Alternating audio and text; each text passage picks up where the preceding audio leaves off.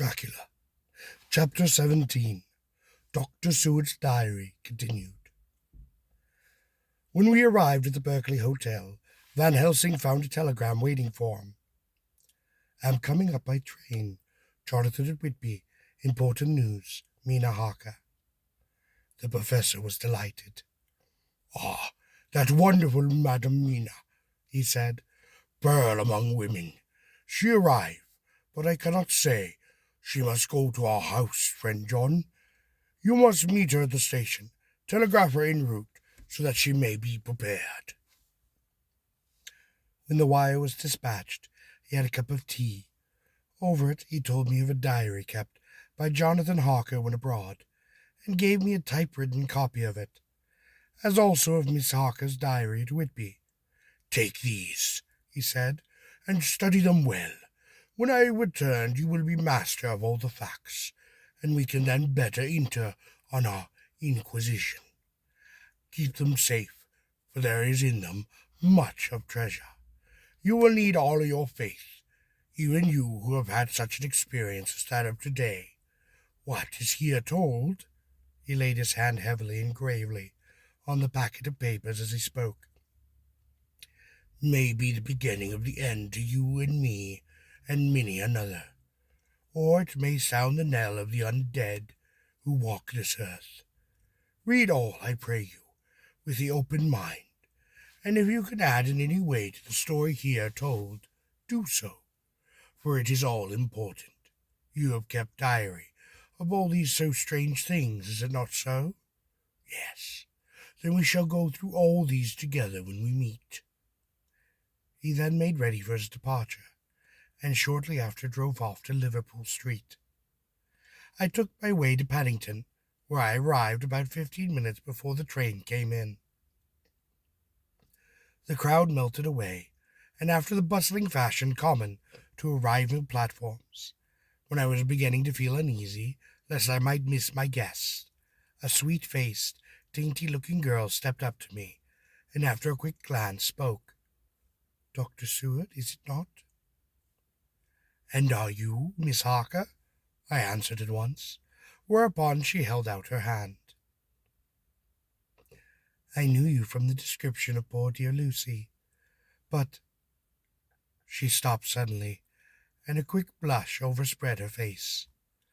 The blush rose to my own cheeks somehow, and it set us both to ease, for it was a tacit answer to her own. I then got her luggage, which included a typewriter, and we took the Underground to Funchal Street. After I had sent a wire to my housekeeper to have a sitting-room and bedroom prepared at once for Mrs. Harker. In due time we arrived.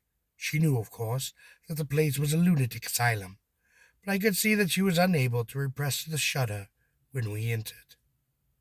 She told me that, if she might, she would come presently to my study, as she had much to say. So here I am, finishing my entry in my phonograph diary, whilst I wait her. As yet I have not had the chance of looking upon the papers which Van Helsing had left with me, though they lie open before me. I must get her interested in something, so that I may have an opportunity of reading upon them. She does not know how precious the time is, or what a task we have at hand. I must be careful not to frighten her. Ah, here she now is. Mina Harker's Journal, 29th of September. After I had tidied myself, I went down to Dr. Seward's diary. At the door I paused a moment, for I thought I heard him talking with someone. As, however, he had pressed me to be quick, I knocked upon the door, and upon his calling out, "Come in," I entered. To my intense surprise there was no one with him, for he was quite alone, and on the table opposite him was what I knew at once from the description to be a phonograph. I had never seen one, and was much interested.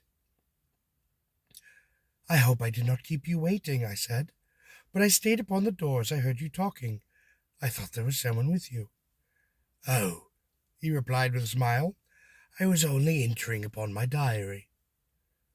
"Your diary?" I asked him in surprise. "Ah, yes," he answered, "I keep it in this."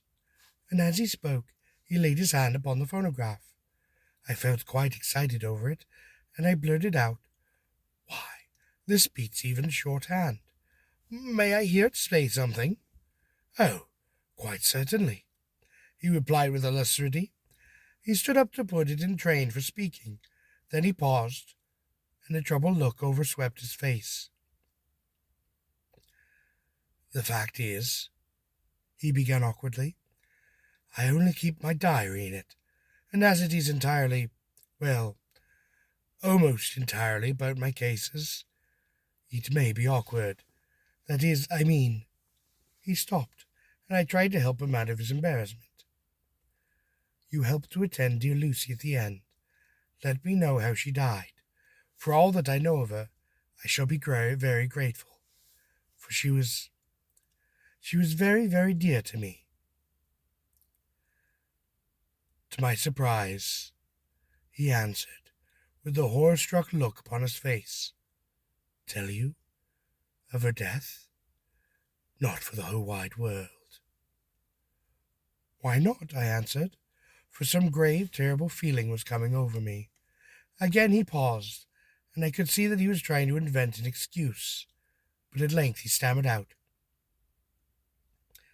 "You see, I do not know how to pick out any particular part of the diary."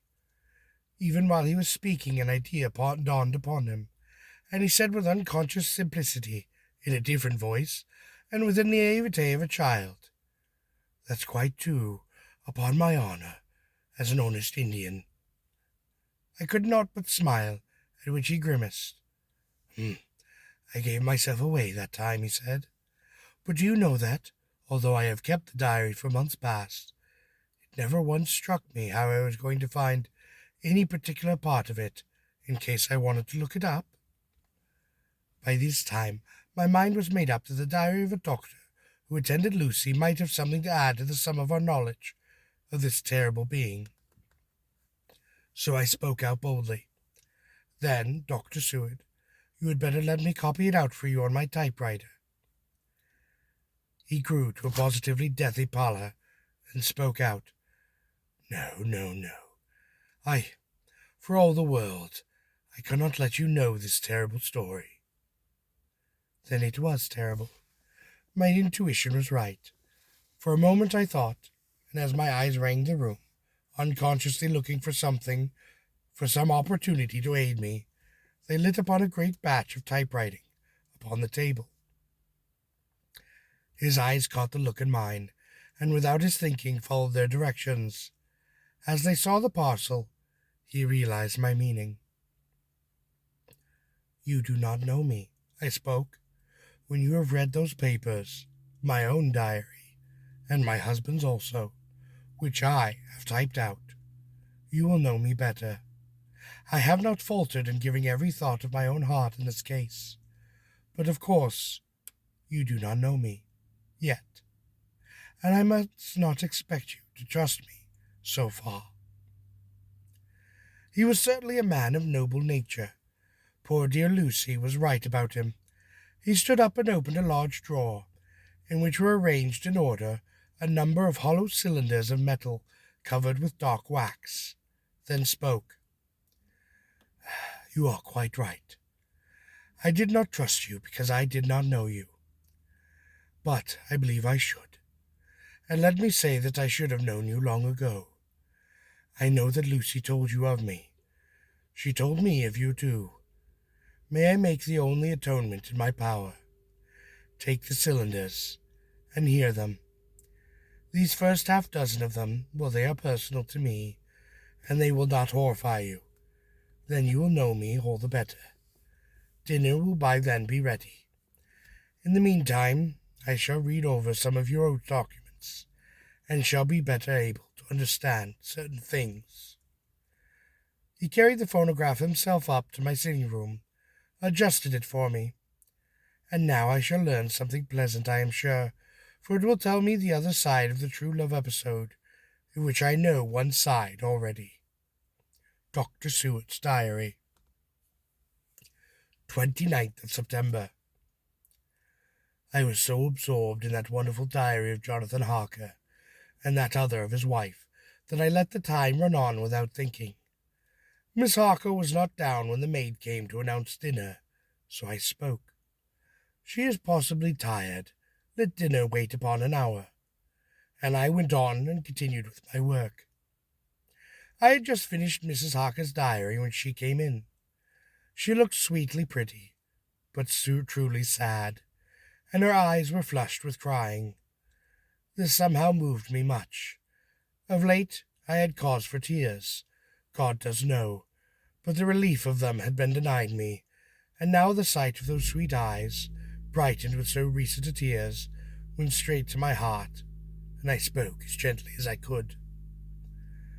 I greatly fear I have distressed you. Oh no, not distressed me, she replied, but I have been more touched than I can say by your grief. That is a wonderful machine, but it is cruelly true. It told me in its very tones the anguishes of your heart. It is like a soul crying out to Almighty God. No one must hear them spoken again.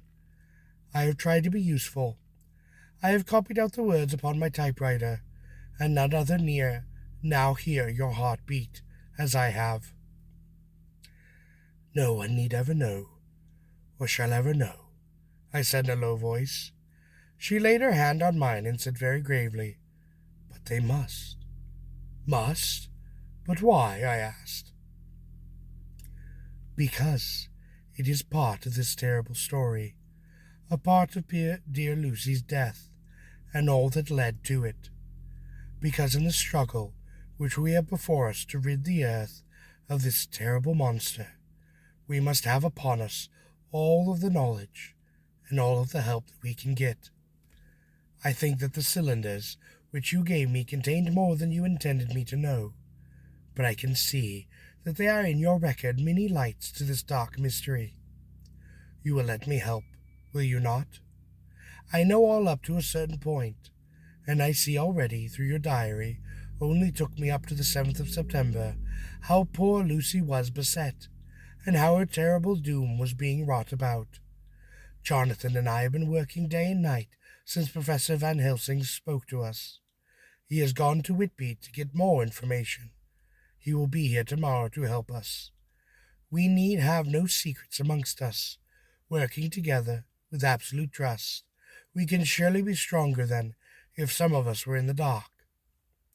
She looked at me so appealingly, and at the same time manifested such courage and resolution in her bearing, that I gave in at once to her wishes.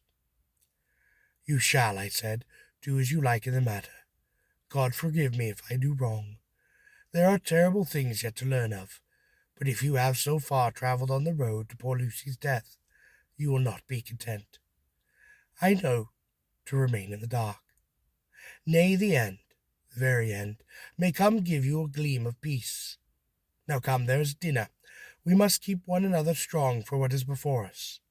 We have a cruel and dreadful task, and when you have eaten you shall learn the rest, and I shall answer any questions you ask, if there be anything which you do not understand, though it is apparent to us who were present.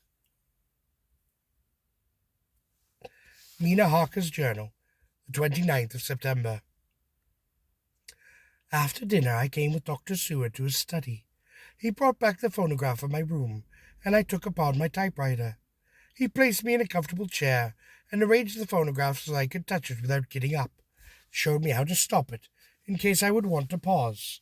Then, very thoughtfully, he took a chair, with his back to me, so that I might be as free as possible, and he began to read. I put the forked metal to my ears, and I listened. When the terrible story of Lucy's death and all that followed was done, I lay back in my chair, quite powerless.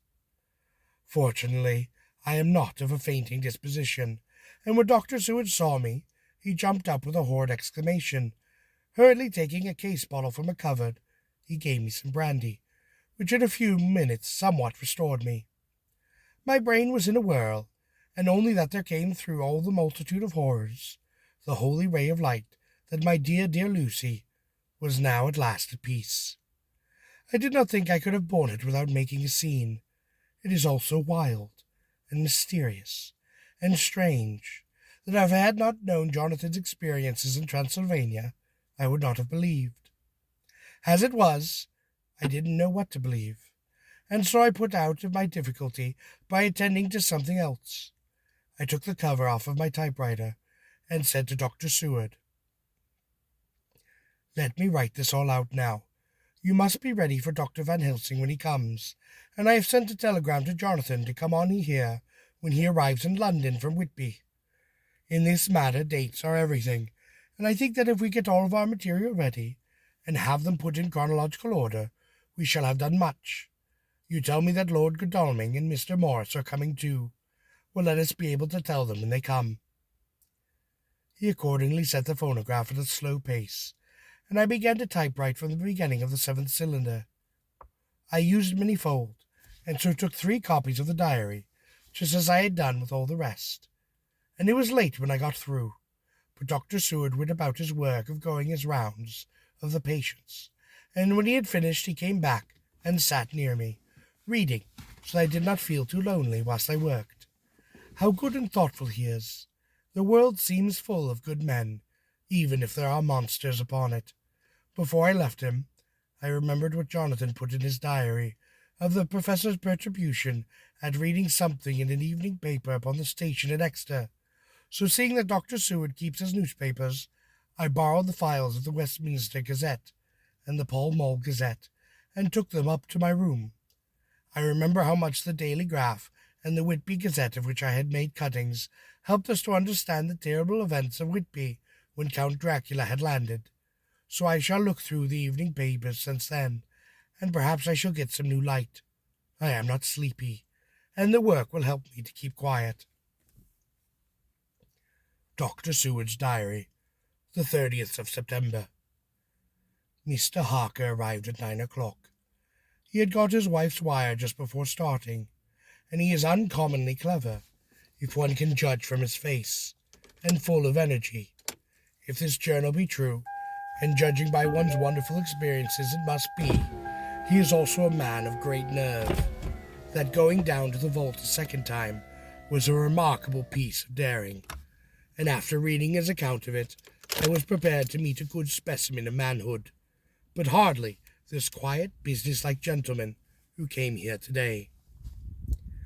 After lunch, Harker and his wife went back to their own room, and as I passed a while ago, I heard the clicks of the typewriter. They are hard upon it.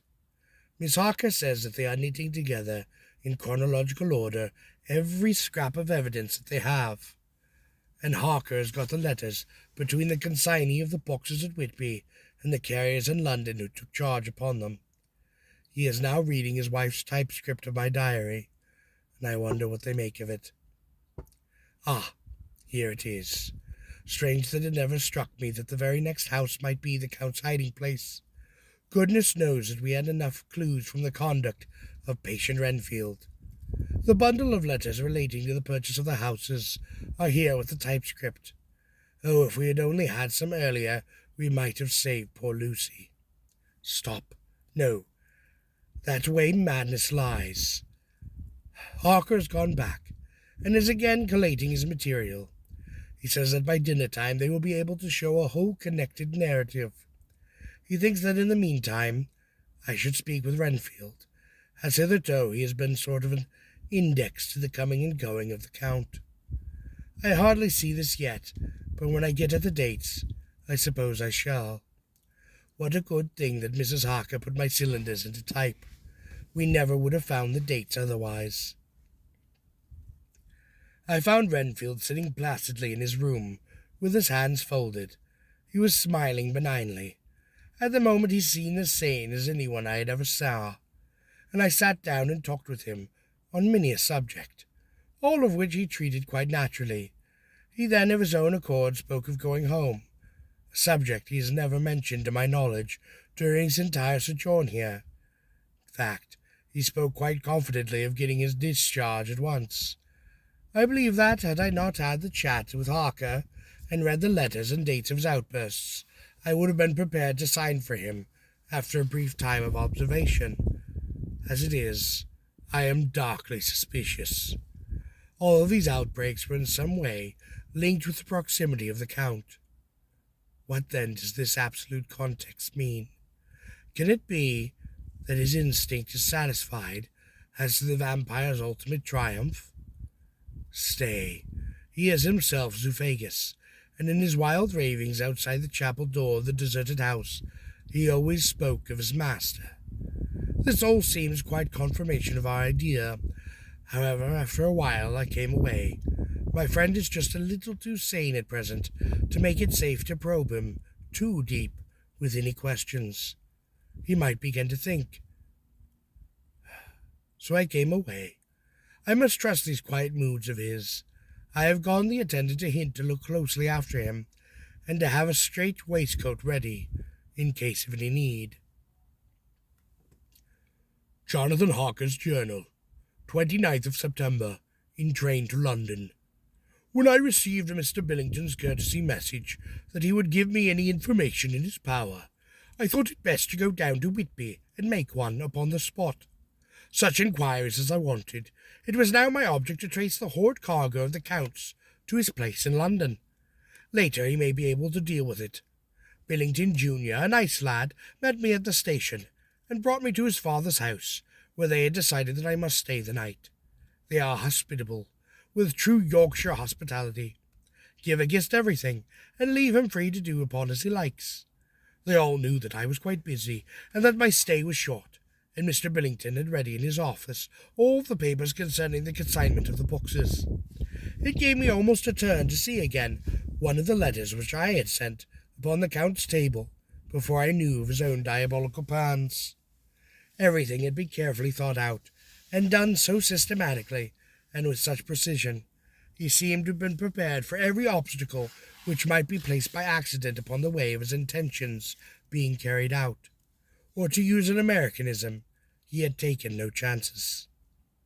The absolute accuracy with which his instructions were fulfilled was simply the logical result of his own care. I saw the invoice and took note of it. 50 cases of common earth to be used for experimental purposes. Also the copy of a letter to Carter Peterson, and the reply of both of these I got copies. These, all the information Mr. Billington could give me, so I went down to the port and saw the Coast Guard, the custom officers, and the harbour master. They had all something to say of the strange entry of the ship, which was already taking its place upon the local tradition, but no one could add to the simple description 50 cases of common earth. I then saw the station master, who kindly put me in communication with the men who had actually received the boxes. Their tally was exactly that with the list, and they had nothing to add except that the boxes were main and mortally heavy, and that shifting them was dry work. One of them added that it was hard lines that there wasn't any gentleman, such like as yourself, Squire, to show some sort of appreciation for their efforts in a liquid form.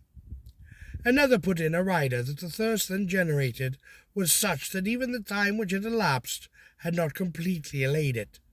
Needless to add, I took care before leaving to lift, forever and adequately, this source of reproach. The 30th of September. The station master was good enough to give me a line to his old companion, the station master at King's Cross, so that when I arrived there in the morning, I was able to ask him about the arrival of the boxes. He, too, put me at once in communication with proper officials, and I saw that the tally was correct with the original invoice. The opportunities of acquiring an abnormal thirst had been here limited. A noble use of them had, however, been made, and again I was compelled to deal with the result in an ex post facto manner. From thence I went on to Carter Peterson's central office, where I met with the utmost of courtesy. They looked up the transaction in their day-book and letter-book, and at once telephoned to their King's Cross offices for more details. By good fortune, the men who did the teaming were waiting for work, and the official at once sent them over, sending also by one of them the way-bill and all the papers connected with the delivery of the boxes at Carfax. Here again I found the tally agreeing exactly. The carrier's men were able to supplement the paucity of the written words with a few details. These were, I shortly found, connected almost solely with the dusty nature of the job, and other consequential thirsts engendered in the operations. On my unfolding of an opportunity, through the medium the currency of the realm, of the allaying at a later period this beneficial evil, one of the men remarked, "That house, governor, is the roomiest I ever was in. Rhyme, but it hadn't been touched since 100 years. There was dust that thickened the place that you might have slept in it without hurting your bones, and the place was that neglected that you might have smelled old Jerusalem in it. But that old chapel, oh, that took the cake, that. Me and me mate, we thought we would never get out quick enough. Lie, I thought it wouldn't have taken less than £1 a moment to stay there after dark." Having been in the house, I could well believe him.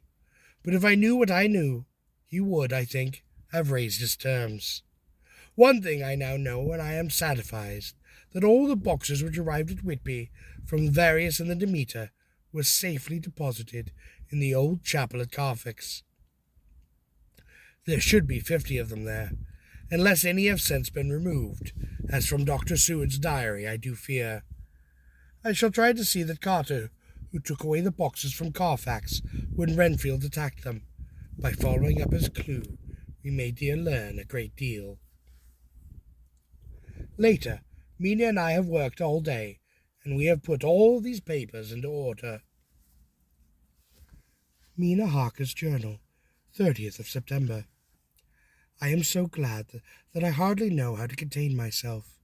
It is, I suppose, the reaction from the haunting fear which I have had, that this terrible affair and the reopening of this old wound might act detrimentally upon Jonathan.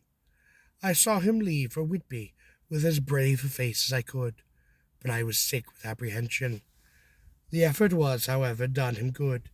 He has never been so resolute, never so strong, and never so full of volcanic energy as at present.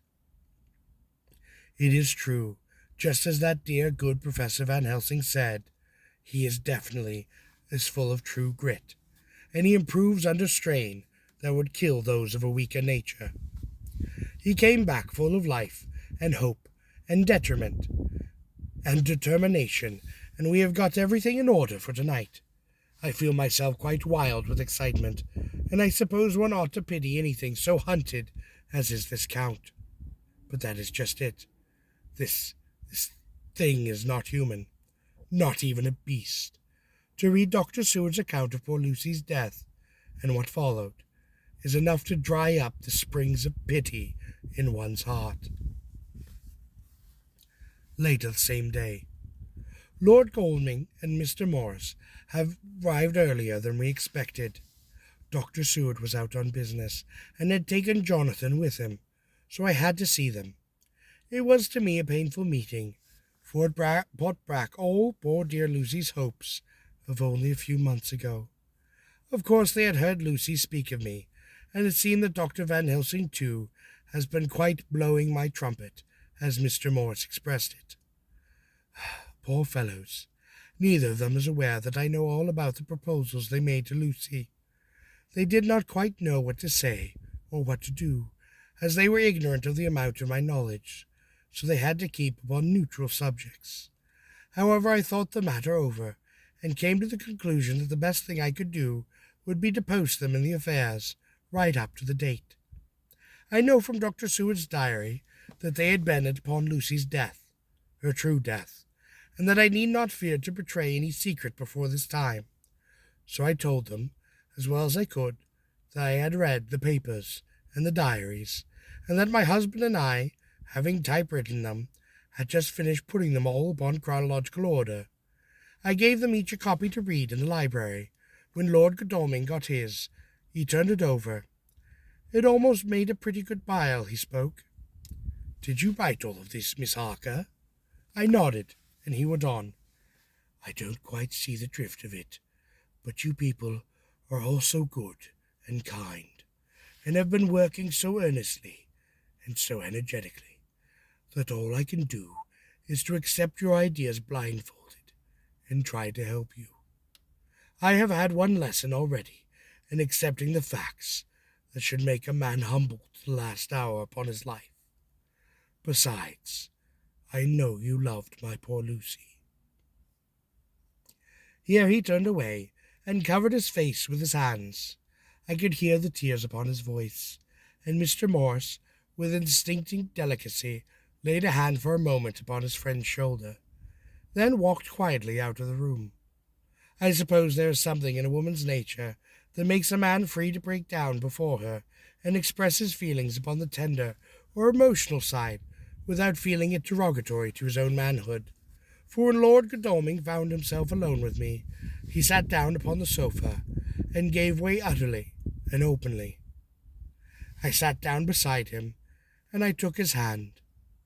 I hope he didn't think it too forward of me, and that if he ever thinks of it afterwards, he never will have much of a thought.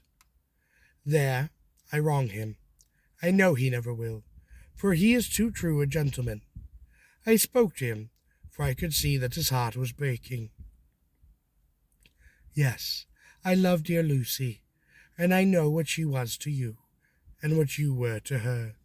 She and I were much like sisters, and now she is gone. Will you not let me be like a sister to you, then, in your own troubles? I know what sorrows you have had, though I cannot measure the depth of them. If sympathy and pity can help you in your affliction, will you let me be of some little service, for Lucy's sake? In an instant the poor dear fellow was overwhelmed with grief. It seemed to me that all he had had of late had been suffering and silence, and all had found a vent upon once. He gave quite hysterical, and raising his open hands, beat his palms together in a perfect agony of grief. He stood up, and then he sat down again, and the tears rained down upon his cheeks. I felt an infinite pity for him, and I opened my eyes unthinkingly, and my arms, and with a sob he laid his head upon my shoulder, and he cried like a wearied child. We women have something of the mother in us that makes us rise above the smaller matters when the mother spirit is invoked. I felt this big sorrowing man's head resting upon me, as though it were that of a babe, that some day may lie upon my own bosom. I stroked his hair as though he were my own child. I never thought upon the time how strange it all was. After a little bit of time his sobs ceased, and he raised himself with an apology, though he made no disguise of his emotions. He told me that for days and nights past, weary days and quite sleepless nights, he had been unable to speak with anyone, as a man must speak in his times of sorrow, for there was no woman whose sympathy could be given upon him, or with whom, owing to a terrible circumstance with which his sorrow was surrounded, that he could speak freely. I know now how I suffered, he said as he dried his eyes, but I did not know even yet, and none other can ever know, how much your sweet sympathy has been to me today. I shall know better in time, and believe me that though I am not ungrateful now, my gratitude will grow with my understanding. You will let me be like a brother to you, will you not, for all of our lives, for dear Lucy's sake? For dear Lucy's sake, I said as we clasped hands. Aye, and for your own sake, he added. For if a man's esteem and gratitude are ever worth the winning, you have won mine today. If ever the future would bring to you a time when you need a man's help, believe me, you will not call in vain.